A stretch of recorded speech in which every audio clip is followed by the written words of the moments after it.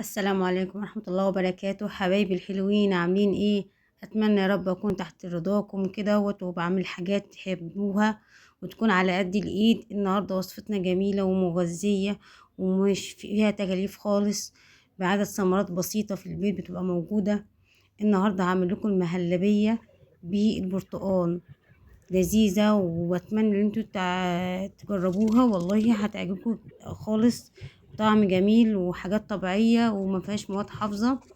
معانا نشا، سكر، انا هنا زبدة. بعد ما عصرت ويا البرتقال رب صفيته زي الفيديو ما انتم يعجبكم شايفين، نزلت ويكون بالنشا ونزلت ويرضى بالسكر الجميع. وبقلب على نار هادية. اول ما يتماسك نزلت بالزبدة وقلبت برضو. حطيت الخليط بتاعي وزعته في الصينية وبحطه في التلاجة يتماسك. انا حطيت الكاس ده عشان يطلع الهواء، وبعد كده قدمته في كاسات وبالشكل ده. ويا رب يكون عجبكم التقديم. احنا عشان نحاول نفتح نفس الاولاد ونفكنا من غلاء الاسعار، مش هنغير حاجة، فنعيش ونعيش الواقع مع بعض.